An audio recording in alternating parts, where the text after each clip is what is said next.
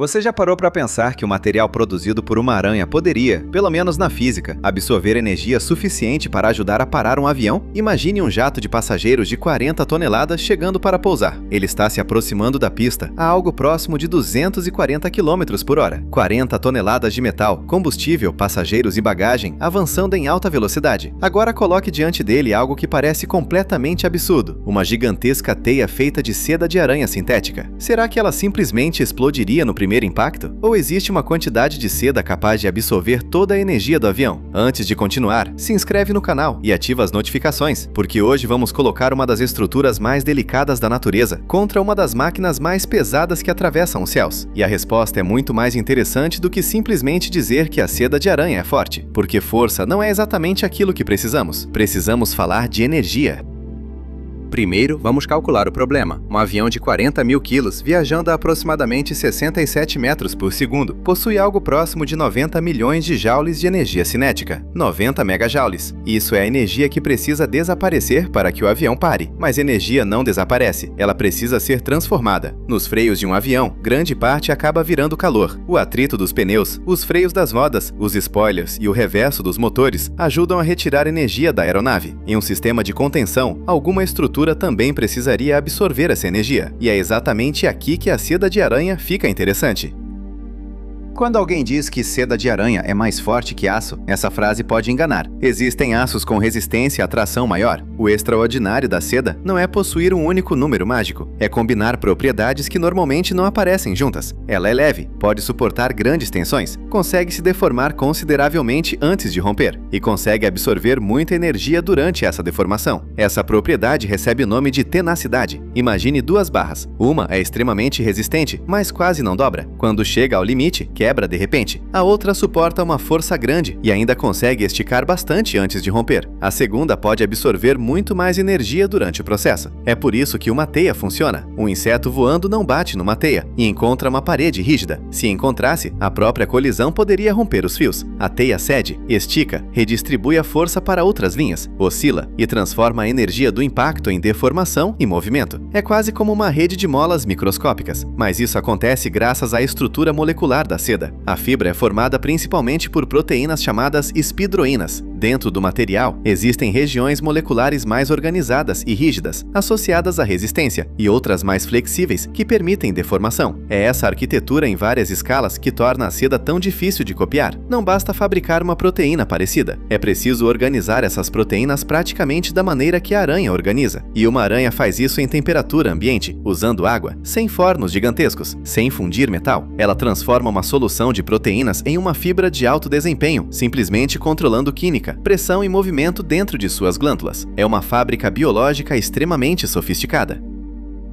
Agora voltamos ao avião. Se temos aproximadamente 90 megajoules de energia para absorver, quanto de seda seria necessário? Aqui aparece um cálculo interessante. Algumas fibras experimentais inspiradas em seda de aranha já alcançaram tenacidades de centenas de megajoules por metro cúbico. Em 2023, pesquisadores produziram fibras de seda de aranha usando bichos da seda geneticamente modificados, que alcançaram cerca de 1,3 gigapascal de resistência à tração e aproximadamente 319 megajoules por metro cúbico de tenacidade. Na matemática mais otimista possível, se cada pedaço da fibra absorvesse energia perfeitamente até próximo da ruptura, algumas centenas de quilos de material poderiam teoricamente armazenar uma quantidade de energia comparável à energia cinética daquele avião. Parece inacreditável, mas existe uma palavra muito importante nessa frase: teoricamente, porque transformar propriedades medidas em pequenas fibras de laboratório numa rede capaz de parar um avião é um problema completamente diferente. Uma fibra perfeita possui propriedades impressionantes. Um cabo possui milhares ou milhões dessas fibras. Uma rede possui cabos. Os cabos precisam possuir conexões. As conexões precisam transferir carga. A estrutura inteira precisa deformar de maneira controlada. E todas essas etapas introduzem perdas. Um pequeno defeito pode concentrar força. Um nó pode reduzir a resistência. Uma conexão pode romper. Um cabo pode receber muito mais carga que outro. Água, temperatura e envelhecimento podem alterar as propriedades. E principalmente, um avião não é uma bola de aço que você pode simplesmente jogar contra uma rede. Existem asas, motores, fuselagem, trem de pouso, superfícies móveis, passageiros. Se uma rede parar a aeronave rápido demais, ela talvez permaneça inteira enquanto o avião sofre forças inaceitáveis.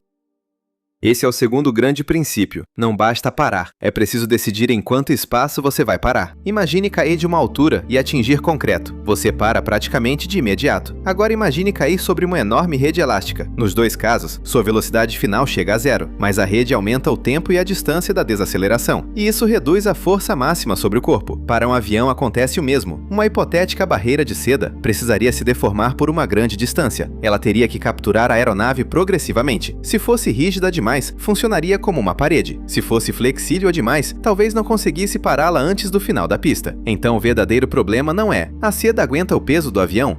Conseguimos controlar a maneira como dezenas de milhões de joules passam do avião para uma estrutura flexível sem destruir nenhum dos dois? Esse é um problema muito mais difícil, e já existem tecnologias reais que mostram essa lógica. Em porta-aviões, aeronaves militares podem pousar usando um gancho que captura cabos conectados a sistemas de frenagem. O cabo não simplesmente segura o avião parado. O sistema permite que ele continue avançando enquanto sua energia é absorvida de maneira controlada. Aeronaves comerciais são diferentes. Elas não possuem esse tipo de estrutura projetada para ser capturada por um cabo. Em algumas pistas, existem sistemas de segurança nas extremidades que utilizam materiais projetados para esmagar sob as rodas e desacelerar uma aeronave que ultrapassou a pista. Ou seja, engenheiros já utilizam materiais deformáveis para controlar enormes quantidades de energia. A ideia da seda apenas pergunta: e se o material usado nessa função fosse inspirado na biologia?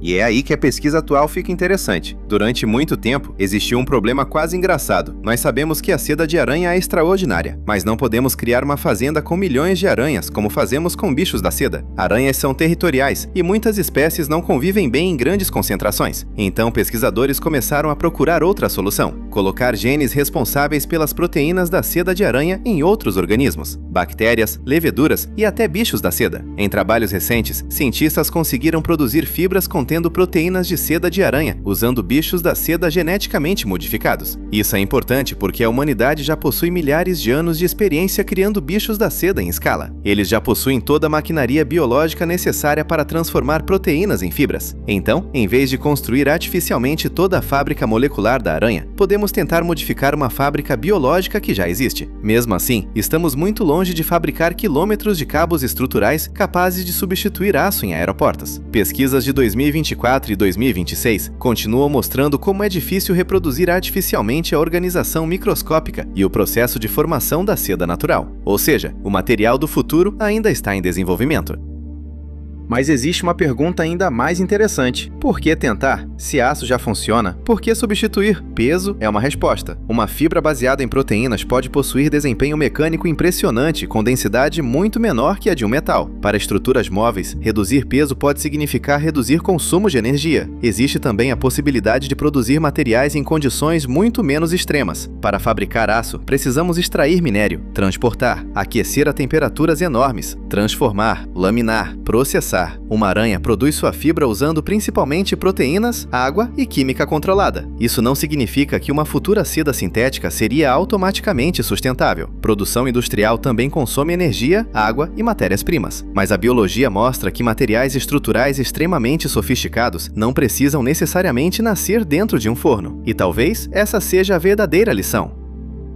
Nós olhamos para uma teia e vemos algo frágil, porque os fios são finos, mas a natureza não está tentando construir fios grossos. Ela está otimizando a estrutura, distribuição de carga, elasticidade, peso, energia. Uma teia não enfrenta um avião, mas para uma aranha, um inseto atingindo sua rede em alta velocidade pode representar um impacto enorme em relação ao tamanho da própria estrutura. A evolução passou milhões de anos refinando uma solução para esse problema: capturar algo em movimento sem deixar a estrutura inteira quebrar. Esse princípio pode ser ampliado. Não significa que veremos aeroportos cercados por teias gigantes amanhã. Talvez nunca façamos isso. Existem problemas de segurança, escala, fabricação, durabilidade e integração com aeronaves que tornam uma rede literal extremamente improvável para a aviação comercial. Mas materiais inspirados na seda podem aparecer em lugares muito mais realistas: cabos leves, equipamentos de proteção, estruturas que absorvem impacto, materiais aeroespaciais, componentes flexíveis, dispositivos médicos e sistemas onde absorver muita energia usando pouco peso seja fundamental. Essa é a diferença entre copiar uma aranha e aprender com ela. A engenharia biomimética não precisa construir uma teia gigante, ela precisa entender por que a teia funciona.